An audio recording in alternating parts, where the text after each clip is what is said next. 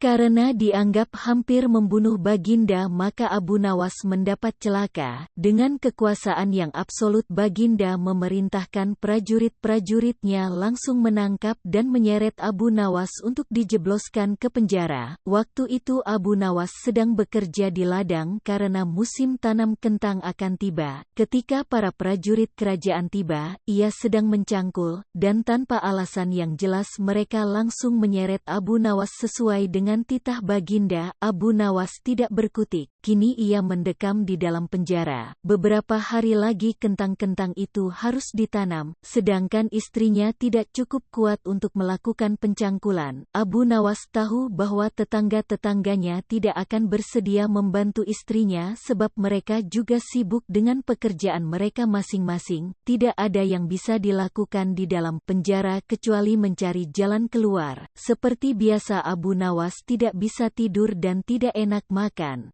Hanya makan sedikit. Sudah 2 hari ia meringkuk di dalam penjara. Wajahnya murung. Hari ketiga Abu Nawas memanggil seorang pengawal. "Bisakah aku minta tolong kepadamu?" kata Abu Nawas membuka pembicaraan. "Apa itu?" kata pengawal itu tanpa gairah. "Aku ingin pinjam pensil dan selembar kertas. Aku ingin menulis surat untuk istriku. Aku harus menyampaikan sebuah rahasia penting yang hanya boleh diketahui oleh istriku saja." Pengawal itu berpikir sejenak lalu pergi meninggalkan Abu Nawas. Ternyata pengawal itu menghadap Baginda Raja untuk melapor. Mendengar laporan dari pengawal, Baginda segera menyediakan apa yang diminta Abu Nawas. Dalam hati, Baginda bergumam mungkin kali ini ia bisa mengalahkan Abu Nawas. Abu Nawas menulis surat yang berbunyi, "Wahai istriku, janganlah engkau sekali-kali menggali ladang kita karena aku menyembunyikan harta karun dan senjata di situ, dan tolong jangan bercerita kepada siapapun." Tentu saja surat itu dibaca oleh Baginda karena beliau ingin tahu apa sebenarnya rahasia Abu Nawas. Setelah membaca surat itu Baginda merasa puas dan langsung memerintahkan beberapa pekerja istana untuk menggali ladang Abu Nawas. Dengan peralatan yang dibutuhkan mereka berangkat dan langsung menggali ladang Abu Nawas. Istri Abu Nawas merasa heran. Mungkinkah suaminya minta tolong pada mereka? Pertanyaan itu tidak terjawab karena mereka kembali ke istana tanpa pamit. Mereka hanya menyerahkan surat Abu Nawas kepadanya. 5 hari kemudian Abu Nawas menerima surat dari istrinya. Surat itu berbunyi, "Mungkin suratmu dibaca sebelum diserahkan kepadaku, karena beberapa pekerja istana datang ke sini 2 hari yang lalu. Mereka menggali seluruh ladang kita. Lalu apa yang harus aku kerjakan sekarang?" Rupanya istrinya Abu Nawas belum mengerti muslihat suaminya, tetapi dengan bijaksana Abu Nawas membalas, "Sekarang engkau bisa menanam kentang di ladang tanpa harus menggali." "Wahai istriku, kali ini Baginda tidak bersedia membaca surat Abu Nawas lagi." Baginda makin mengakui keluar biasaan akal Abu Nawas. Bahkan di dalam penjara pun Abu Nawas masih bisa melakukan pencangkulan. Abu Nawas masih mengeram di penjara. Namun begitu Abu Nawas masih bisa menyelesaikan pekerjaannya dengan memakai tangan orang lain. Baginda berpikir. Sejenak kemudian beliau segera memerintahkan sipir penjara untuk membebaskan Abu Nawas. Baginda Raja tidak ingin menanggung resiko yang lebih buruk. Karena akal Abu Nawas tidak bisa ditebak, bahkan di dalam penjara pun Abu Nawas masih sanggup menyusahkan orang. Keputusan yang dibuat Baginda Raja untuk melepaskan Abu Nawas memang sangat tepat, karena bila sampai Abu Nawas bertambah sakit hati maka tidak mustahil kesusahan yang akan ditimbulkan akan semakin gawat. Kini hidung Abu Nawas sudah bisa menghirup udara kebebasan di luar. Istri Abu Nawas menyambut gembira kedatangan suami yang selama ini sangat dirindukan. Abu Nawas juga riang, apalagi melihat tanaman kentangnya akan membuahkan hasil yang bisa dipetik dalam waktu dekat. Abu Nawas memang girang bukan kepalang tetapi tetapi ia juga merasa gundah. Bagaimana Abu Nawas tidak merasa gundah gulana sebab Baginda sudah tidak lagi memakai perangkap untuk memenjarakan dirinya, tetapi Baginda Raja langsung memenjarakannya. Maka tidak mustahil bila suatu ketika nanti Baginda langsung menjatuhkan hukuman pancung. Abu Nawas yakin bahwa saat ini Baginda pasti sedang merencanakan sesuatu. Abu Nawas menyiapkan payung untuk menyambut hujan yang akan diciptakan Baginda Raja. Pada hari itu Abu Nawas mengumumkan dirinya sebagai ahli nujum atau tukang ramal nasib. Sejak membuka praktek ramal-meramal nasib, Abu Nawas sering mendapat panggilan dari orang-orang terkenal. Kini Abu Nawas tidak saja dikenal sebagai orang yang handal dalam menciptakan gelak tawa tetapi juga sebagai ahli ramal yang jitu. Mendengar Abu Nawas mendadak menjadi ahli ramal, maka Baginda Raja Harun al-Rasyid merasa khawatir. Baginda curiga jangan-jangan Abu Nawas bisa membahayakan kerajaan. Maka tanpa pikir panjang Abu Nawas ditangkap.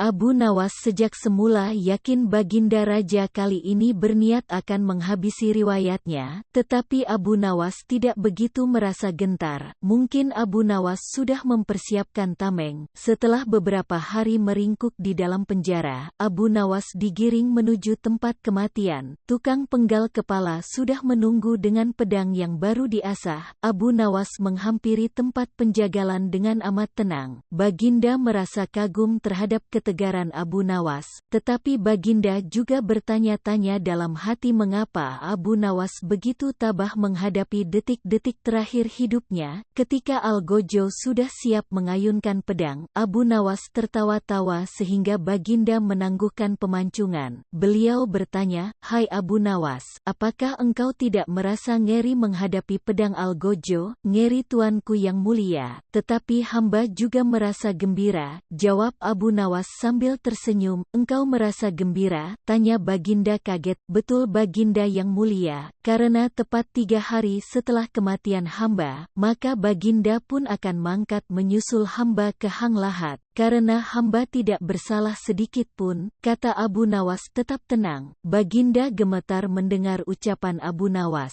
dan tentu saja hukuman pancung dibatalkan. Abu Nawas digiring kembali ke penjara. Baginda memerintahkan agar Abu Nawas diperlakukan istimewa, malah Baginda memerintahkan supaya Abu Nawas disuguhi hidangan yang enak-enak. Tetapi Abu Nawas tetap tidak kerasa tinggal di penjara. Abu Nawas berpesan dan setengah mengancam kepada penjaga penjara bahwa bila ia terus-menerus mendekam dalam penjara ia bisa jatuh sakit atau meninggal. Baginda Raja terpaksa membebaskan Abu Nawas setelah mendengar penuturan penjaga penjara. Cita-cita atau obsesi menghukum Abu Nawas sebenarnya masih bergolak, namun Baginda merasa kehabisan akal untuk menjebak Abu Nawas. Seorang penasihat kerajaan kepercayaan Baginda Raja menyarankan agar Baginda memanggil seorang ilmuwan ulama yang berilmu tinggi untuk menandingi Abu Nawas. Pasti masih ada peluang untuk mencari kelemahan Abu Nawas.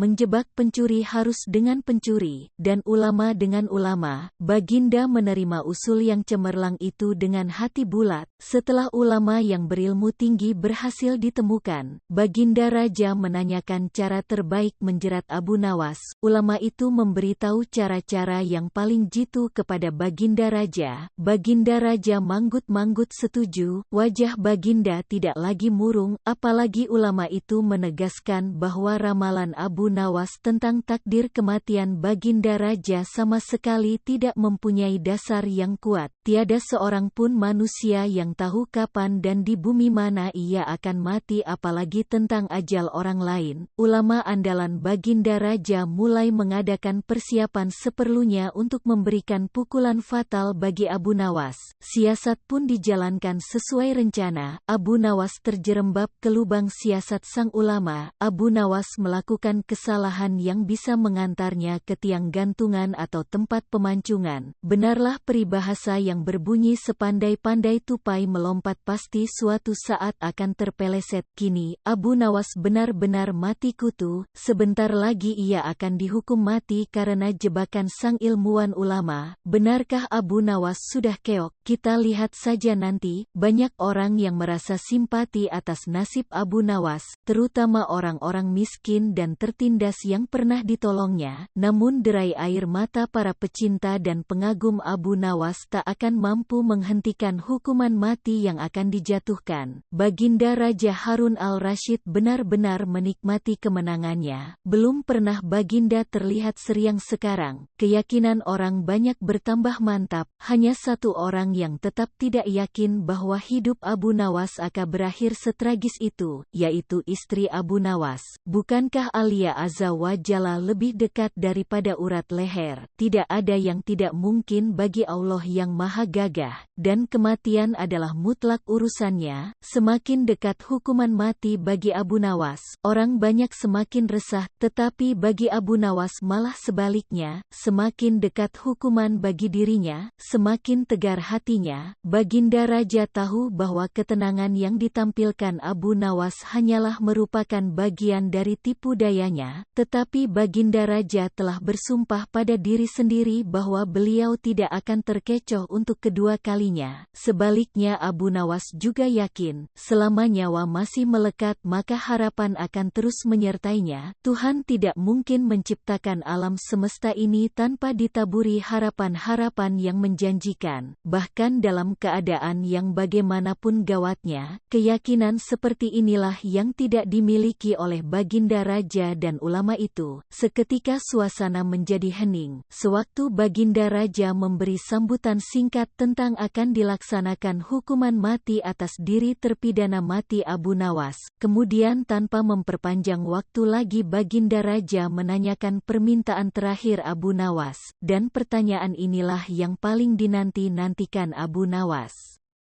Adakah permintaan yang terakhir? Ada Paduka yang mulia, jawab Abu Nawas singkat. Sebutkan, kata Baginda. Sudilah kiranya hamba diperkenankan memilih hukuman mati yang hamba anggap cocok wahai Baginda yang mulia, pinta Abu Nawas. Baiklah, kata Baginda menyetujui permintaan Abu Nawas. Paduka yang mulia, yang hamba pinta adalah bila pilihan hamba benar hamba bersedia dihukum pancung, tetapi jika pilihan hamba dianggap salah maka hamba dihukum gantung saja. Kata Abu Nawas memohon, engkau memang orang yang aneh, dalam saat-saat yang amat genting pun engkau masih sempat bersenda gurau, tetapi ketahuilah bagiku segala tipu muslihatmu hari ini tak akan bisa membawamu kemana-mana. Kata Baginda sambil tertawa, hamba tidak bersenda gurau Paduka yang mulia. Kata Abu Nawas bersungguh-sungguh. Baginda makin terpingkal-pingkal. Belum selesai Baginda Raja tertawa-tawa, Abu Nawas berteriak dengan nyaring, hamba minta dihukum pancung. Semua yang hadir kaget. Orang banyak belum mengerti mengapa Abu Nawas membuat keputusan begitu, tetapi kecerdasan otak Baginda Raja menangkap sesuatu yang lain, sehingga tawa Baginda yang semula berderai-derai mendadak terhenti. Kening Baginda berkerenyit mendengar ucapan Abu Nawas.